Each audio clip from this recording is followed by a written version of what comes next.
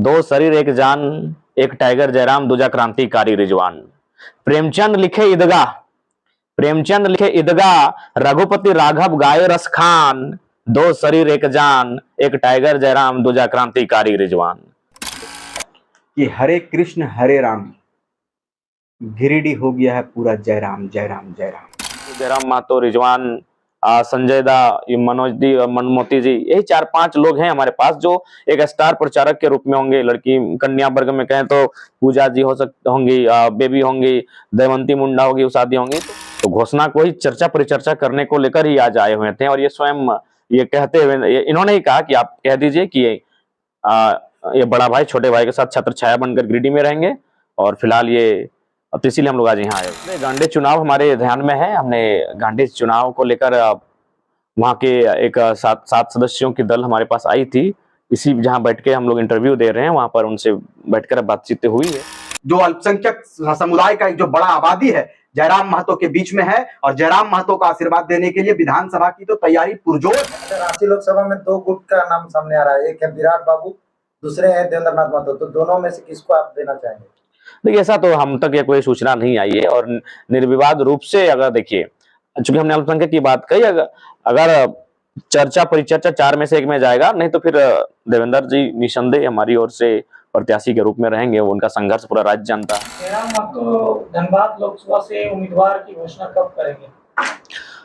निस्संदेह हम लोग बहुत जल्द धनबाद लोकसभा से अपने उम्मीदवार की घोषणा करेंगे। हम लोग चूंकि बाकी दलों ने पुष्टि कर दी है, कुछ एक आध दल बचे हैं, उनकी पुष्टि करते ही हम लोग धनबाद लोकसभा से अपने उम्मीदवारी की घोषणा करते हुए दिखेंगे। कौन होंगे आपके नजर में उम्मीदवार?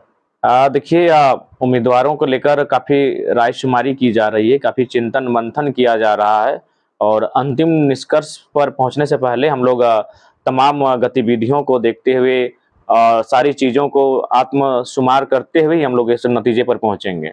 एक तरफ झुमरा किंग करण महतो तैयारी पे लगे हैं, एक तरफ आपके साथ है रिजवान क्रांतिकारी जो अल्पसंख्यक का केंद्रीय अध्यक्ष है। किसको ऊपर आप नजर गड़ाए हैं? देखिए, अगर मैं ईमानदारी पूर्वक कहूं तो बिल्कुल रिजवान दा एक बहुत बड़ा चेहरा है, हमारे बड़े भाई हैं, लेकिन आपको कभी कभी यथार्थ होकर सोचना चाहिए। क्योंकि देखिए, हमारे पास जितने भी नौजवान हैं 18 से 25 साल के, वो भावनाओं से भरे हुए हैं और राजनीति भावनाओं से नहीं, राजनीति रणनीति से जीती जाती है और रणनीति बनाकर ही राजनीति में स्थापित किया जा सकता है। अभी हम लोग नया चुनाव है, पहला चुनाव है और पहला चुनाव में लोकसभा बहुत बड़ा विषय होता है। लोकसभा के विषय अलग होंगे, लोकसभा का माहौल अलग होगा, लोकसभा की चर्चे अलग होंगे। अगर धनबाद और गिरिडीह में दोनों दिन अगर 15-10 दिन के अंतराल में अगर चुनाव होता तो निसंदेह रिजवान दा धनबाद से ही चुनाव लड़ सकते थे। लेकिन देखिए, यथार्थ की अगर आप सोचेंगे तो अगर हम लोग दोनों अलग अलग लड़ते हैं, रिजवान कहीं और से लड़ेगा, जयराम कहीं और से लड़ेगा, तो हमको लगता है कि दोनों जगह हम लोग को नुकसान होगा, किसी सीट को हम लोग निकाल नहीं पाएंगे। इसीलिए जो हमारे संगठन के साथी हैं उनका सम्मान करते हैं, लेकिन कभी कभी आपको प्रैक्टिकल होकर, इमोशनली नहीं प्रैक्टिकली सोचना होगा। दोनों जब चुनाव हार जाएंगे, हम लोग वहां सम्मानजनक वोट ले आ सकते हैं, 1.5 लाख 2 लाख 2.5 लाख वोट हम लोग ले आएंगे, लेकिन चुनाव का नतीजा क्या होगा कि हम लोग दोनों धनबाद भी हार जाएंगे और गिरिडीह भी हार जाएंगे, क्योंकि दोनों दिन एक ही दिन चुनाव है। गिरिडीह में बिना रिजवान के जयराम महतो नहीं जीतने वाला है और धनबाद अगर हम किसी को उम्मीदवारी देते हैं और बिना जयराम के वो शख्स जीतने वाला नहीं है, लेकिन दोनों का चुनाव एक ही दिन है और हम लोग वो कह सकते हैं कि भले 2 शरीर हैं लेकिन दोनों एक हैं। यानी इसका मतलब दोनों जगह से टाइगर जयराम महतो चुनाव लड़ेंगे, धनबाद और गिरिडीह? देखिए, इस पर अगर हम लोग का पार्टी का चिन्ह आता है तो इस पर सोचा जाएगा, लेकिन अभी ऐसी स्थिति नहीं है, इसीलिए हम गिरिडीह ही चुनाव को लेकर फोकस किए, हमें धनबाद के लिए प्रत्याशी दिखेंगे। रास्ता साफ कर दे कि रिजवान जी लोकसभा चुनाव नहीं लड़ेंगे?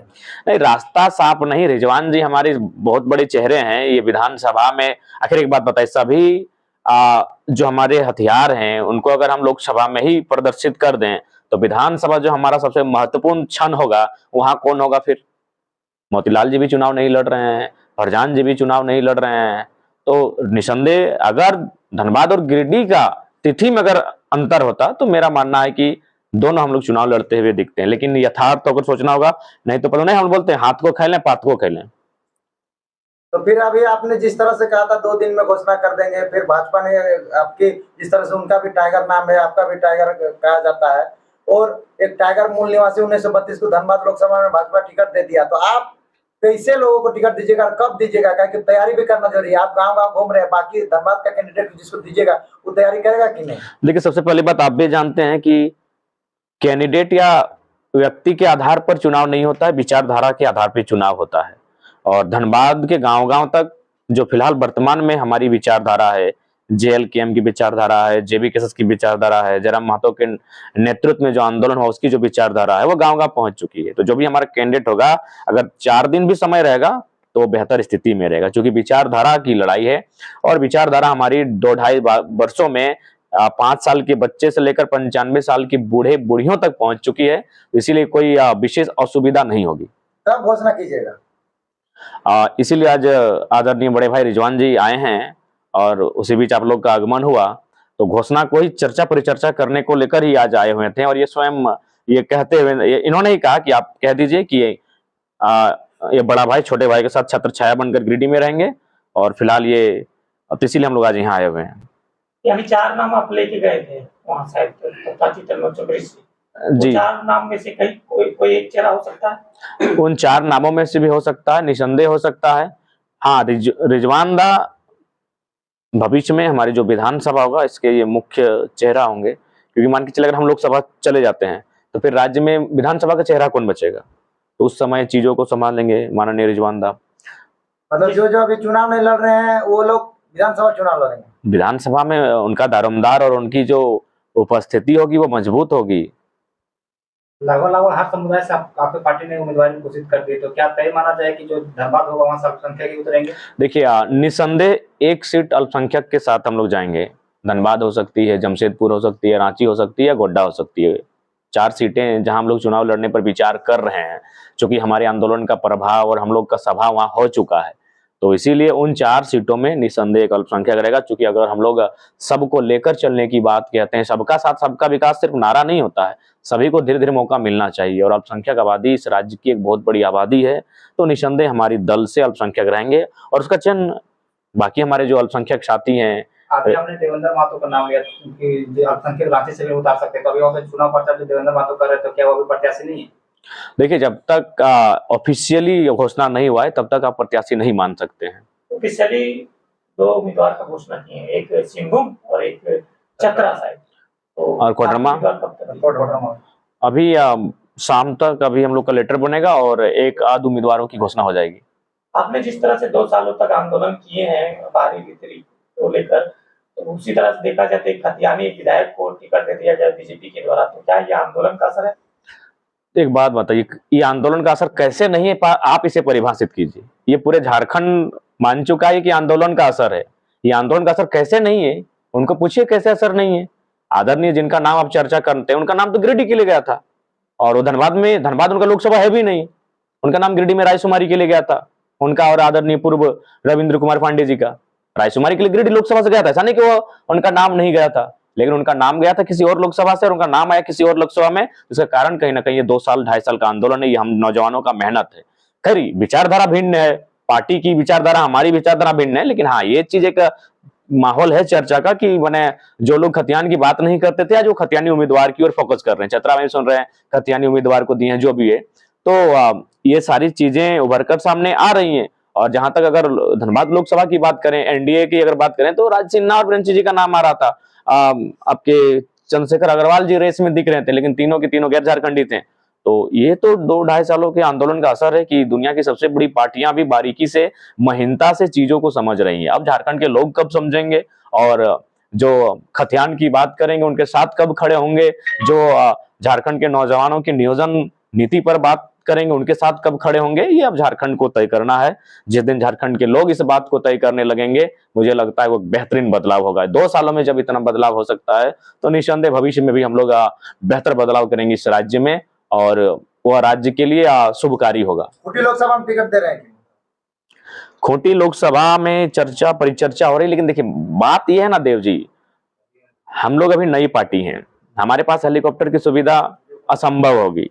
हमें 4 व्हीलर से ही एक ही दिन में 4-5 जिला का सफर करना होगा। और आप भी जानते हैं कि अभी मोटा मोटी अगर माना जाए तो जयराम महतो, रिजवान संजय दा, ये मनोज दी और मनमोती जी, यही 4-5 लोग हैं हमारे पास जो एक स्टार प्रचारक के रूप में होंगे। लड़की कन्या वर्ग में कहें तो पूजा जी होंगी, बेबी होंगी, दमयंती मुंडा होगी, उषा दी होंगी। तो हमारे पास बहुत कम संसाधन हैं, तो उस लिहाज से अगर ज्यादा सीटों पर हम लोग जाते हैं तो उस पर बहुत हमें चैलेंजिंग होना पड़ता है। हमारे पास सेंट्रल पार्टियां नहीं है कि हमारे पास सेंट्रल फंडिंग है, या फिर हमारे पास बाकी और स्टेट्स के जो कदावर नेता है उनको उतार दें। तो इसीलिए, और ये चीजें जब उम्मीदवार होगा तो आप केंद्रीय अध्यक्ष हैं, आप कैसे मैंने मुख मोड़िएगा, तो इसलिए हमें तो वहां भी समय देना होगा। तो इन चीजों को भी देखना होगा कि हम लोग कितनी सीटों पर उम्मीदवार देंगे, तो वहां कम से कम तो 2 दिन आपको समय देना होगा। अच्छा, रांची लोकसभा में 2 गुट का नाम सामने आ रहा है, एक है विराट बाबू, दूसरे हैं देवेंद्र नाथ महतो, तो दोनों में से किसको आप देना चाहेंगे? देखिए, ऐसा तो हम तक ये कोई सूचना नहीं आई है, और निर्विवाद रूप से अगर देखिए, चूंकि हमने अल्पसंख्यक की बात कही, अगर चर्चा परिचर्चा 4 में से 1 में जाएगा, नहीं तो फिर देवेंद्र जी निसंदेह हमारी ओर से प्रत्याशी के रूप में रहेंगे। वो उनका संघर्ष पूरा राज्य जानता है। जयराम जी, आप लगातार लोकसभा के सिलसिले में लगातार आप चुनावी चर्चा परिचर्चा कर रहे हैं, सभाएं कर रहे हैं, नुक्कड़ सभाएं कर रहे हैं, पर आप गांडे उपचुनाव की ओर ध्यान नहीं दे रहे हैं। देखिए, निसंदेह गांडे चुनाव हमारे ध्यान में है। हमने गांडे चुनाव को लेकर वहां के एक 7 सदस्यों की दल हमारे पास आई थी, इसी जहां बैठ के हम लोग इंटरव्यू दे रहे हैं, वहां पर उनसे बैठकर बातचीत हुई है।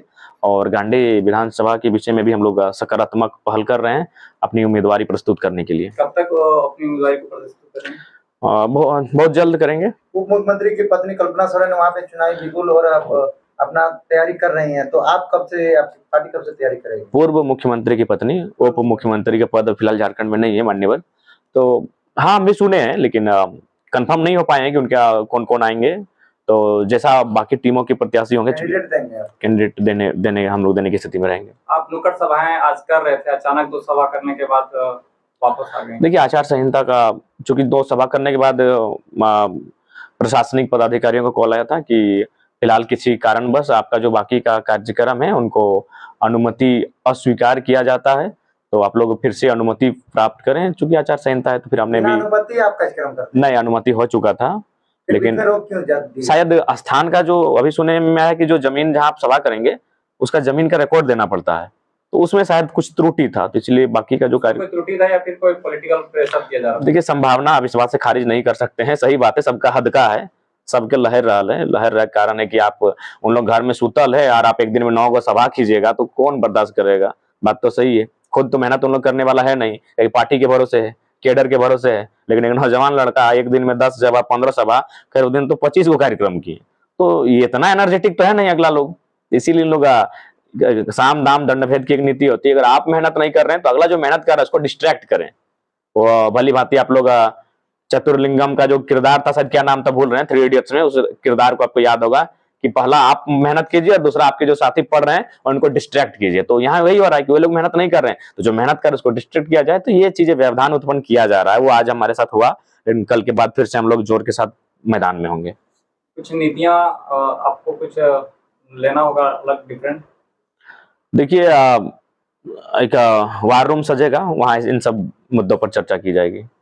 तो फाइनली रिजवान जी उम्मीदवार होंगे कि नहीं, ये दादा ही बताएंगे, इनकी जैसी इच्छा है। बड़े भाई हैं, ये जहां मुख खोल के मांगेंगे, गिरिडीह बोलेंगे तो गिरिडीह छोड़ देंगे। अभी भी किसी नाम का लिखित घोषणा नहीं हुआ, ये गिरिडीह बोले हम गिरिडीह छोड़ देंगे। रिजवान जी, बहुत जगह से आपको सीट मिल रही है, क्या बोलिएगा? देखिए, हमारे सबसे पहले आप तमाम लोकतंत्र के चौथे स्तंभ और तमाम मीडिया बंधुओं का मैं अपनी ओर से आभार व्यक्त करता हूं कि आपने हमारी बातों को आप अपने चैनल के माध्यम से जनता तक पहुंचाने का एक बड़ा सा बीड़ा लिया है। सबसे पहले सबको जोहार करते हैं, सबका इस्तकबाल करते हैं। आज आदरणीय बड़े भाई और इस राज्य के भविष्य के रूप में आपके बीच में JBKSS JLKM के हमारे केंद्रीय अध्यक्ष आदरणीय टाइगर जयराम महतो जी के बातों को आपने सुना, और बिल्कुल हमारी जो लक्ष्य, हमारा जो उद्देश्य है, वो उद्देश्य राज्य के बीच में है। राज्य के बीच में ये है कि हमारा मकसद था राज्य को फतह करना, राज्य को बेहतरी की ओर ले जाना। लेकिन एक बीच में जब आवाज उठने लगी कि दिल्ली का चुनाव उससे पहले है, उससे पहले दिल्ली का चुनाव होगा, बाद में राज्य का चुनाव होगा जो विधानसभा का चुनाव कहलाता है, और उससे पहले लोकसभा का चुनाव है। तो हम लोगों ने विचार किया कि जब हमारा आंदोलन बेहतर रूप से पूरे राज्य में एक एक लोगों तक, एक एक जनमानस तक पहुंच चुका है, तो हम लोगों ने सबसे पहले चाहा कि लोकसभा में अपने लोगों को समेटने का एक बड़ा प्रयास है। जब हम लोगों ने ये चेष्टा किया, हम लोगों ने जब एक प्रयास किया, तो एक नाम सबसे ज्यादा लोगों के दिमाग में आया और स्वाभाविक है टाइगर जयराम महतो के नेतृत्व में जो आग को हम लोगों ने जो चिंगारी को लगाया वो चिंगारी या ज्वालामुखी के रूप में हुआ है। मैं आपके क्वेश्चन तक ही आ रहा हूं पत्रकार महोदय, धैर्य रखें, सब्र रखें। मैं आपके सवाल तक ही आ रहा हूं, पहले मुझे पूरा बोलने दिया जाए। मैं आपके सवाल तक ही पहुंच रहा हूं। जब आवाज पहुंचने लगी, जब चिंगारी लगकर ज्वालामुखी के रूप में आया और हम लोगों ने कहा और पूरे राज्य के लोगों ने कहा कि टाइगर जयराम महतो को गिरिडीह लोकसभा से उम्मीदवार बनना चाहिए, फिर हम लोगों ने, सारे लोगों ने, पूरी केंद्र कमेटी ने, पूरी कोर कमेटी ने और जेवीकेएसएस के जितने आला कमान हमारे थे, सारे लोगों की सहमति बनी और सारे लोगों की सहमति के बाद निर्णय यह हुआ कि हम लोग गिरिडीह लोकसभा सर्वप्रथम लड़ेंगे। लेकिन कही जाती है कि इतना प्रेम लोगों ने दिया है, झारखंड के जनमानस ने इतना प्रेम दिया है कि अभी आप देख सकते हो कि चतरा लोकसभा पर हमारे लोगों ने, हमारे कोर कमेटी ने प्रत्याशी देने का काम किया, कोडरमा देने का काम किया है। औपचारिक रूप से 2-3 लोकसभा पर और हम लोग विचार किए हैं और हम लोगों ने ये निर्णय भी लिया है कि 2-4 जगहों पर और भी प्रत्याशी देंगे। हमारी बात जहां तक है तो आपने टाइगर जयराम महतो की आवाज को अभी सुना। इन्होंने कहा कि विधानसभा जो हमारी प्राथमिकता है, विधानसभा पर हमारे चेहरे कम है, लेकिन इसी चेहरों में से हम लोगों को चुनकर विधानसभा भेजने का काम करेंगे। हमने कहा है कि जो हमने शुरुआती दौर में कहा है, आप तमाम लोगों ने हमारे इंटरव्यू में आपने पूछा भी कि आप किस लोकसभा से चुनाव आएंगे, बाकायदा देव बाबू ने पूछा था और आप तमाम लोगों ने पूछा। हमने कहा था कि जो कोर कमेटी का आदेश होगा, जो केंद्रीय अध्यक्ष महोदय का निर्णय होगा, हम लोग सिपाही के रूप में काम कर रहे हैं। दिल्ली जाने की बात अगर केंद्रीय अध्यक्ष महोदय हमारे कहेंगे आप दिल्ली जाओ तो मैं दिल्ली जाऊंगा, वो कहेंगे कि आप विधानसभा जाए तो मैं विधानसभा जाऊंगा, वो कहेंगे कि आप एक सेना के रूप में काम करेंगे तो मैं सेना के रूप में काम करूंगा। आज टाइगर जयराम महतो की उपस्थिति में मैं इस बात को कहूंगा कि ये लोगों का प्यार है, ये लोगों का, ये धनबाद वासियों का प्यार है। आज पूरे राज्य के लोगों ने मुझे इतना प्यार दिया है और आप कमेंट के माध्यम से भी हमने देखा है, सर्वे के माध्यम से भी आपने भी सर्वे किया, देव बाबू ने सर्वे किया और तमाम पत्रकार बंधुओं ने सर्वे किया। सर्वे में हमारे नाम को प्राथमिकता दी गई है, लोगों ने प्यार दिया है, लोगों ने मोहब्बत दिया है और लोगों ने ये जताया है कि रिजवान क्रांतिकारी यदि लोकसभा धनबाद से आते हैं तो हम लोग भरपूर सहयोग करके उनको आशीर्वाद देने का काम करेंगे। लेकिन ये आपके लिए और मेरे लिए बड़ी सौभाग्य की बात है कि जो आंदोलन की शुरुआत हम लोगों ने मात्र 2 वर्ष पहले किया है और 2 वर्ष पहले करने का मकसद हमारा ये था कि राज्य में उत्थान और राज्य के ज्वलंत विषयों पर काम होना चाहिए। नेताओं के जो कार्य है उन कार्यों से हम लोगों ने अवगत कराने का काम किया है, टाइगर जयराम महतो ने अवगत कराने का काम किया और ये बड़ी खुशकिस्मत हम लोग हैं कि 2 साल के क्रम में पूरे राज्य में हम लोग उस संदेश को देने में सफल हुए हैं और अब हमारी बात सीधे दिल्ली तक लोग करने लगे। ये हमारे लिए सौभाग्य की बात है। आपने सुना टाइगर जयराम महतो जी ने कहा कि रिजवान जी हमारे साथ रहेंगे। बेशक मैंने शुरुआती दौर में कहा है कि हम लोग भले 2 जिस्म हैं लेकिन एक जान के रूप में काम करते हैं। शुरुआती दौर से ही हम लोग हमेशा एक थाली में खाना खाएं, एक साथ सोएं, एक साथ रहें, रणनीति को तैयार किए और बेहतरी के लिए, झारखंड की बेहतरी के लिए हम लोगों ने कहा कि एक कुर्बानी का मतलब क्या होता है। चुनाव में मैं हिरसा यदि कर लूं और मैं यदि ये ठान लूं कि मुझे भी चुनाव लड़ना है तो दूसरे पार्टियों में और हमारी पार्टियों में अंतर क्या रह जाएगा। हमने कहा है कि इस अंतर को हम लोग बांटने का काम करेंगे और टाइगर जयराम महतो को मजबूत करेंगे। एक पिलर को यदि मजबूत करेंगे तो पूरा घर हमारा मजबूत होगा और हमारा घर इस बार मजबूती की ओर बढ़ चुका है। हम नहीं चाहते हैं कि मेरे एकमात्र गलत निर्णय से, गलत कदम से हमारा भाई कमजोर हो जाए। यदि भाई ने कह दिया है, बड़े भाई ने कह दिया है कि रिजवान क्रांतिकारी हमारे साथ कदम से कदम मिलाकर चलेंगे और गिरिडीह के लिए बेहतर विकल्प करें, बेहतर हम लोग करने का प्रयास करेंगे, मैं इनके बातों में अपनी सहमति जताता हूं। आदेश जो होगा हम लोग पालन करने का काम करेंगे। विधानसभा के लिए हम लोग फुल तैयारी करेंगे। लोकसभा पर हमारे टाइगर जयराम महतो का जो आदेश होगा हम लोग पालन करने का काम करेंगे। गांडे उपचुनाव क्या ख्याल? बिल्कुल, आपने भी सुना, हमने भी कहा है कि गांडे उपचुनाव को हम लोग नजरअंदाज नहीं करेंगे और नजरअंदाज इसलिए नहीं करेंगे कि वो सरफराज अहमद जी की सीट थी, लेकिन यदि उस जगह पर किसी और को काबिज किया जाता है बिल्कुल साजिश के तहत, तो मुसलमान वोट बैंक बनकर नहीं रहेगा। मैं चौथा स्तंभ के रूप में आप कार्य कर रहे हैं। आप तमाम लोगों के, आप तमाम चैनल के माध्यम से मैं लोगों तक ये आवाज को पहुंचाने का काम करूंगा कि टाइगर जयराम महतो का आगमन हुआ है, अल्पसंख्यकों को नजरअंदाज नहीं करेगा, आपके बीच में है और हमेशा साथ में रहेंगे। और ये हमेशा अकलियत की बात को हमेशा कहें कि हमारे साथ में अल्पसंख्यक समुदाय भाई की तरह है, कदम से कदम मिलाकर, रिजवान हो, फरजान हो, सैफ भाई हो, चाहे जो भी हो, सब हम लोग इनके साथ कदम से कदम मिलाकर चलो। और इसी की जलन है, इसी का हसद है कि आज राजनीतिक दलों में एक उथल पुथल हो गया है, एक खलबली सा माहौल उत्पन्न हो गया है। क्यों? क्योंकि इसके साथ में एक बड़ा जो अल्पसंख्यक समुदाय का एक जो बड़ा आबादी है जयराम महतो के बीच में है और जयराम महतो को आशीर्वाद देने के लिए विधानसभा की तो तैयारी पुरजोर है, उससे पहले लोकसभा की तैयारी है। और आपको ये बताते चले कि गिरिडीह लोकसभा इतना पॉपुलर लोकसभा होगा कि अभी तक राष्ट्रीय पार्टियों के दिमाग में कैंडिडेट नहीं आ रहा है कि हम इस बार गिरिडीह में टाइगर जयराम महतो के टक्कर में किस कैंडिडेट को देने का काम करेंगे जो उनको टक्कर दे पाए। जब सारे लोग सोए हुए हैं तो आधा गिरिडीह हम लोग जनसंपर्क करके कंप्लीट कर चुके, फुरा दिए हैं, आधा बचा हुआ है, तैयारी होगा और इस बार ऐतिहासिक मतों से टाइगर जयराम महतो को दिल्ली भेजने का काम करेंगे। आप लोकसभा चुनाव लड़ रहे हैं या नहीं लड़ रहे हैं? आदेश हो गया है, हम टाइगर जयराम महतो जी के साथ में गिरिडीह में मेहनत करेंगे, एक फतह करेंगे और इंशाल्लाह फिर हम लोग विधानसभा पर काम करेंगे। लोकसभा चुनाव नहीं लड़ेंगे। जयराम जी, अगर गांडे उपचुनाव के लिए आप